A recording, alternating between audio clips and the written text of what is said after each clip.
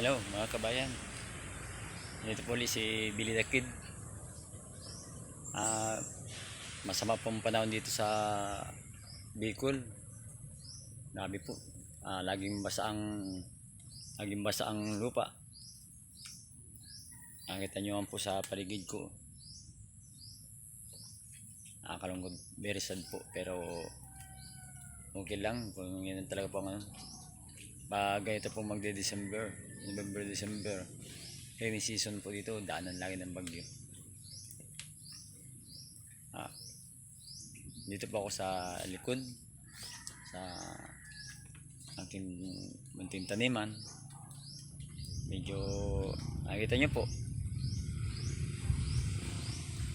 Ito po. Medyo ano po na ayan po.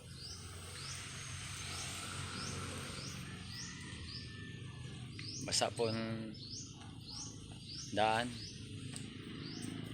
Ayan mga tanim ko. Ayan po. Kita nyo po mga tanim ko. Daming gabi.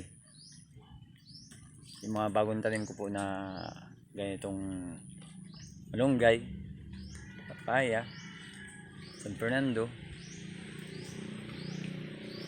Sana po maging maganda po ang tubo nila o laman na tinatawag. Nagtanim din po ako ng cherry. Yan. Cherry po yan, cherry.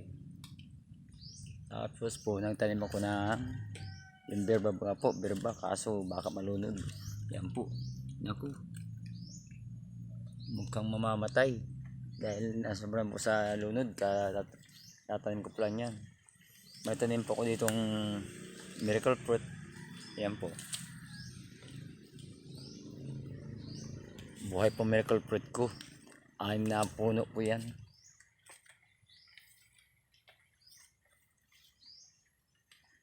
Dito po ako sa mini farm.